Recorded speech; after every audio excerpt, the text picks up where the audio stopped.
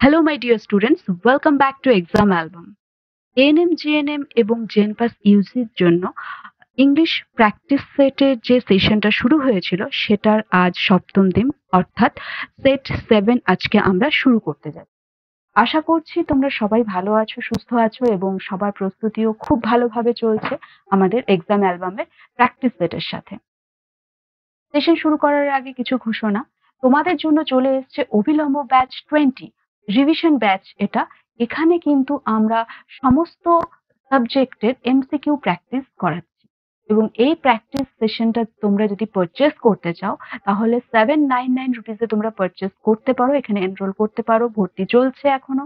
এবং এই কোর্সটা সম্পর্কে কিভাবে পারচেস করবে, কবে থেকে ক্লাস হবে না হবে সেই সম্পর্কে সবকিছু জানার জন্য এখানে দেওয়া যে নাম্বারটা আছে সেই নাম্বারে কল করতে পারো। নাম্বারটা হলো 8509386897। সকাল 10টা থেকে সন্ধ্যে 6টার মধ্যে উইকডেজ গুলোতে তোমরা এখান থেকে সমস্ত ডিটেলস জেনে নিতে পারো।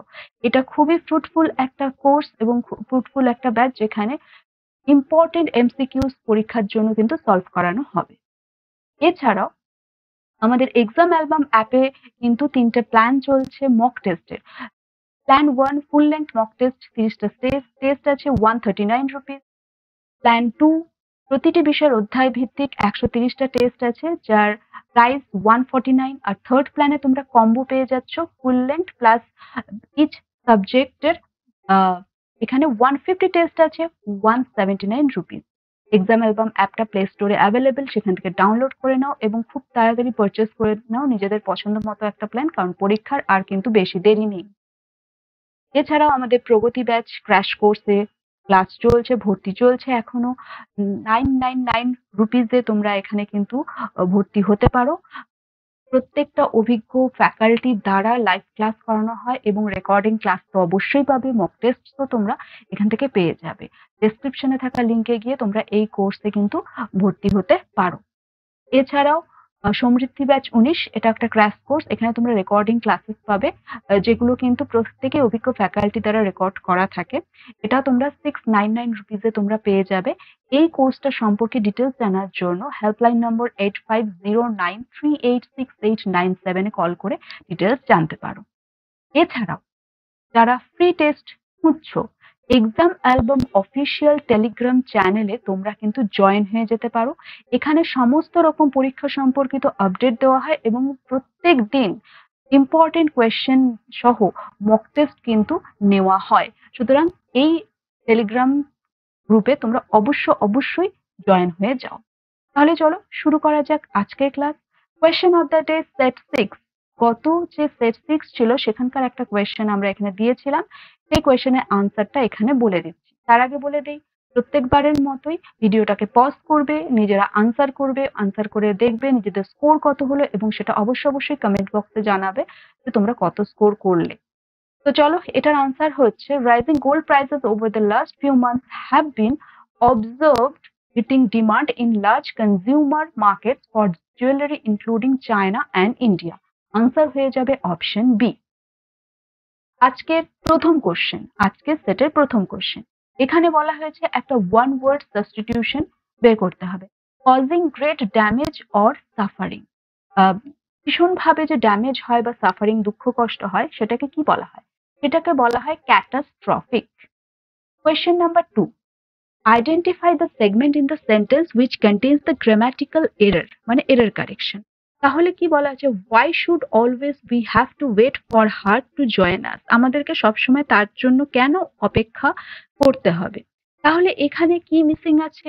এখানে কিন্তু মিসিং আছে হচ্ছে অপশন বি তে, আমাদের এখানে উই মিসিং আছে। Why should we always have, উইটা এখানে হবে না। Why should we always have to wait for her to join us, কেন হলো? কারণ আমরা যখন ইন্টারোগেটিভ সেন্টেন্স করি তখন ভার্ব প্রথমে আসে, তারপরে আসে আমাদের সাবজেক্ট, সেই কারণেই উইটা এখানে। কোয়েশ্চেন নাম্বার 3, কোয়েশ্চেন নাম্বার 3 তে কি আছে? এখানে কিন্তু ন্যারেশন করতে হবে। The priest said to me you have committed a cardinal sin. তাহলে এখানে আমাদের আনসার হয়ে যাবে অপশন এ। কারণ কি? কারণ সেড টু যখন আছে টোল্ড, বাকিগুলো কিন্তু হচ্ছে না, এখানে হচ্ছে ঠিক আছে, এখানে টোল্ড আছে কিন্তু এখানে আবার আই আই আছে, এখানে দ্যাট মানে লিঙ্কার দ্যাটটা মিসিং আছে, সেই কারণেই আমাদের অপশন ডিটা কিন্তু হলো না, অপশন এ আনসার হয়ে। কোয়েশ্চেন নাম্বার 4, এখানে আমাদের ভয়েস চেঞ্জ করতে হবে। Two children were shot dead by a psychopath during the California music festival. তাহলে এখানে আনসারটা হয়ে যাবে option D, a psychopath shot dead two children during the California music festival. Question number 5, she is a very good sprinter. I can't run as fast as she does. Sentence ইমপ্রুভমেন্টের question. যদি এখানে কোনো improvement না থাকে তাহলে answer হয়ে যাবে option এ, আর যদি ভুল থাকে তাহলে বাকি যে কোনো তিনটের মধ্যে একটা হবে। তো এখানে যেটা বলা হয়েছে যে সে খুব ভালো স্প্রিন্টার মানে দৌড়বিদ, আমি তার মতো কিছুতেই দৌড়তে পারবো না। সুতরাং এখানে সবকিছু কিন্তু ঠিকঠাক আছে, তাই হয়ে যাবে option A, no improvement. Question number 6. The car cleaner expressed his inability to continue cleaning my car from 1st July due to his dash. তাহলে এই জায়গাটা আমরা যে ফিল আপ করবো সেটা কিন্তু চলে আসবে option B, ill health. Car cleaner expressed his inability to continue cleaning my car from 1st July due to his ill health, মানে যিনি আমাদের গাড়ি পরিষ্কার করেন তিনি 1st জুলাই থেকে আসতে পারবেন না, কারণ তার শরীর অসুস্থ, সেই কারণে সে আসতে পারবে না, আমাদেরকে জানিয়ে দিয়েছে।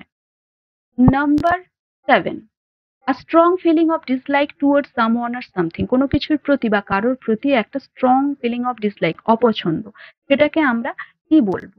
সেটাকে আমরা বলবো হচ্ছে অ্যান্টিপ্যাথি। প্রচন্ড ভাবে অপছন্দ করা কোনো কিছু তাকে বলা হয় অ্যান্টিপ্যাথি। কোয়েশ্চেন নাম্বার 8, আবার একটা এরর কারেকশনের কোয়েশ্চেন আমরা পেয়ে গেলাম। She is a great cook, has her own blog on YouTube and was followed by 1 lakh viewers. তাহলে এটা কিন্তু বেশ একটা আমাদের পছন্দসই এবং কমন একটা টপিক আমরা পেয়ে গেছি। এখানে এররটা কি আছে সেটা বের করতে হবে। এখানে এরর আছে অপশন সি তে, ওয়াজ এখানে কোনো মতেই হবে না, এখানে হবে ইজ। কেন? কারণ পুরো সেন্টেন্সটাই আমাদের প্রেজেন্ট টেন্সে আছে, এখানে আছে শি ইজ, এখানে আছে হ্যাজ, তাহলে পরে আমাদের এখানে কেন ওয়াজ? তাহলে এটা হয়ে যাবে is, option C. Question number 9, making the final paper was a really difficult task, but by the end of the week I was able to dash. তাহলে এখানে অ্যাপ্রোপ্রিয়েট ইডিয়াম দিয়ে আমাদেরকে সেন্টেন্সটাকে ফিল আপ করতে হবে। তাহলে আমাদের এখানে যে আনসারটা হয়ে যাবে সেটা হচ্ছে option B, wrap my head around it. I was able to wrap my head around it. Question number 10. To express in an unclear way, মানে অস্পষ্টভাবে কোনো কিছুকে এক্সপ্রেস করা। তো এখানে যেটা হবে ওয়ান ওয়ার্ড সাবস্টিটিউশন, তো সেটা বলা হচ্ছে গার্বেল্ড। গার্বেল্ড কথাটার মানে কি? অস্পষ্টভাবে কিছু বর্ণনা করা। সেশনটা যদি ভালো লেগে থাকে, যদি উপকৃত হও তাহলে অবশ্যই একটা লাইক করে দিও, আর তোমাদের যদি মনে হয় যে তোমাদের বন্ধুরা উপকৃত হোক এই ভিডিওগুলোর থেকে, তাহলে ভিডিওটাকে অবশ্যই তাদের মধ্যে শেয়ার করে দাও।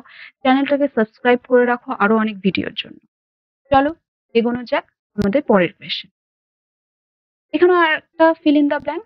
The sky is quite overcast, we are dash to have rain today.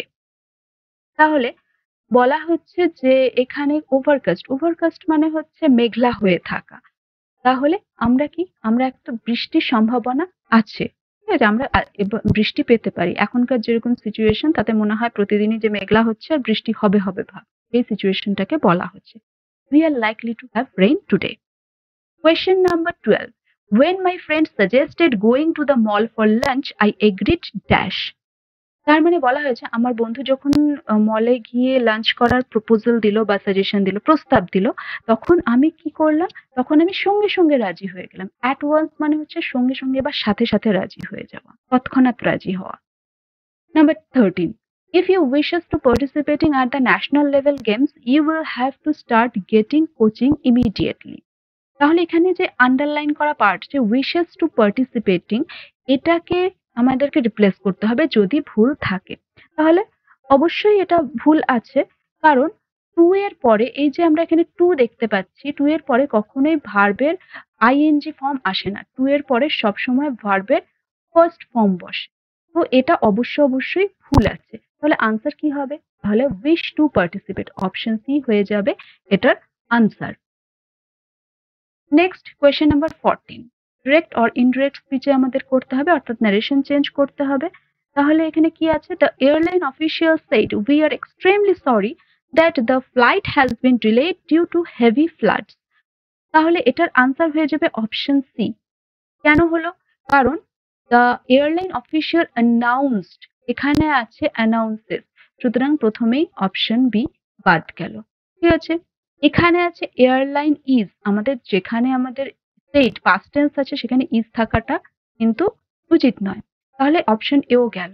Option D that we are, এখানে উইটা কখনোই সম্ভব নয় হওয়াটা, তাহলে অপশন ডি হয়ে গেল answer.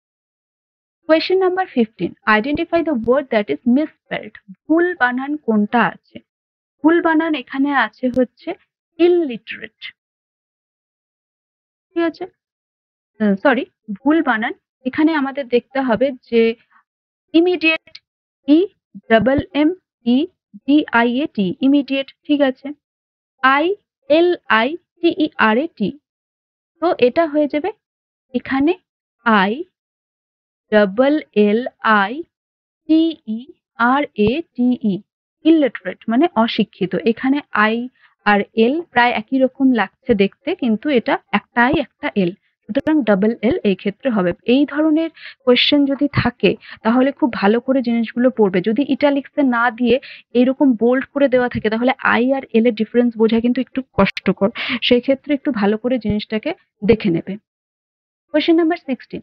The business prospect seemed quite dash, so I convinced my friend to partner with me to start the venture. তাহলে এখানে যেটা হয়ে যাবে অপশন এ লুক্রেটিভ। লুক্রেটিভ কথাটার মানে হচ্ছে লাভজনক। তার মানে কি বলতে চাইছে যে বিজনেসের যে আইডিয়াটা সেটা বেশ লাভজনক মনে হচ্ছে, সুতরাং আমি আমার বন্ধুকে আশ্বস্ত করলাম, কনভিন্স, যে পার্টনার হতে, এই যে ভেঞ্চারটা আমরা শুরু করছি, প্রজেক্টটা শুরু করছি, তাতে আমরা পার্টনার হব। Question number 17, the company gave in to the demands of the employees as it found them dash। তাহলে এখানে যেটা হয়ে যাবে সেটা হবে অপশন সি লেজিটিমেট। লেজিটিমেট কথাটার মানে কি? বৈধ।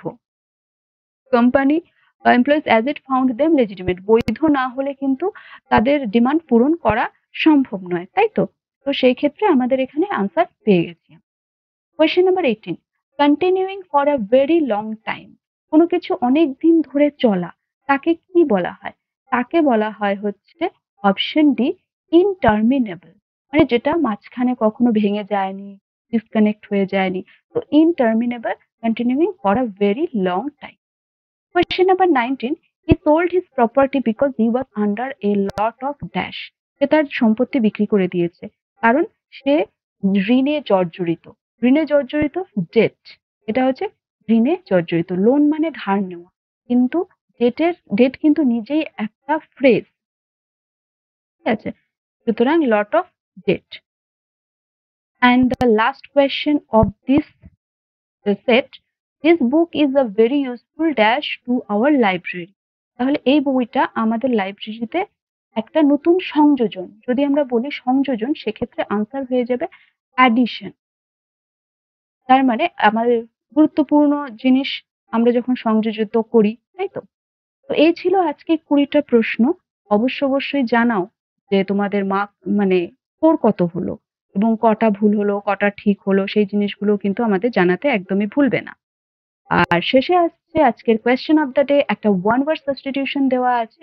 আ professional soldier hired to serve in a foreign army, একজন সোলজার যাকে হায়ার করে নেওয়া হয় অন্য দেশের হয়ে যুদ্ধ করার জন্য, তাদেরকে কি বলা হয়? মার্সেনারি, লিকুইডেটর, ভেনাল, হায়ারলিং। তাহলে কোনটা হবে এই কোয়েশ্চেনটার আনসার? অবশ্যই আমাদেরকে কমেন্ট বক্সে জানাও। সেশনটাকে অবশ্যই লাইক করে দাও এবং সবসময় ভালোভাবে পড়াশোনার মধ্যে থাকো, প্র্যাকটিসের মধ্যে থাকো। Thank you.